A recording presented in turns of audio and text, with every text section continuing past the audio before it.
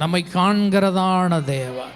என்னை காண்கிறவரை நானும் இவ்விடத்தில் கண்டேன்.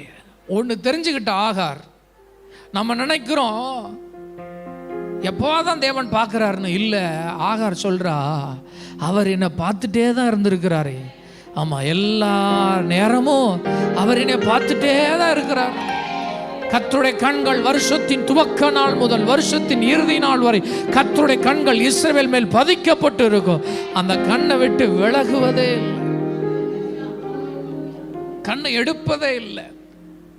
எப்போ எனக்கு ஆவியானவர் கற்றுக் கொடுத்தாருன்னா, மூத்தவன் ஒரு 2 வயசு அப்பதான் நடந்து ஓடி விளையாடுற நேரம் ஒரு பார்க்கில் கொண்டு போய் விட்டுட்டு, என் வாழ்க்கையில் நிறைய கேள்விகள் ஆரம்ப ஊழியத்தில்.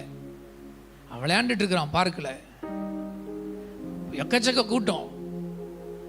கொஞ்ச நேரத்தில் அவன் என்னை மிஸ் பண்ணிட்டு அங்கங்கே தேடுறான். தேடி வேற யாரையோ பிடிச்சி டேடி அப்படிங்கிறான்.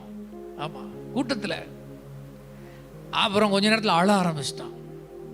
அப்புறம் நான் ஓடி போய் அவனை தூக்கிட்டு அவனை பார்த்து நான் சொன்னேன், நீ தான் என்னைய பார்க்கல, ஆமாம், ஆனால் நான் உள்ளே இறக்கி விட்டதுலேருந்து நான் உன்னைய பார்த்துட்டே தான் இருக்கேன். இதை சொல்லி முடிச்ச உடனே எனக்கு ஒரு வசனத்தை ஆவியானவர் காண்பித்தா, அதே போலத்தான் நாம் தான் பல நேரம் அவரை பார்க்கவில்லை, ஆனால் கர்த்தருடைய கண்கள் வருஷத்தின் துவக்க நாள் முதல் வருஷத்தின் முடிவு நாள் வரை எல்லா நேரமும் நம்மை பார்த்து கொண்டே இருக்கிறது. என்னை காண்கிறவரை நானும் இவ்விடத்திலே கண்டேன்.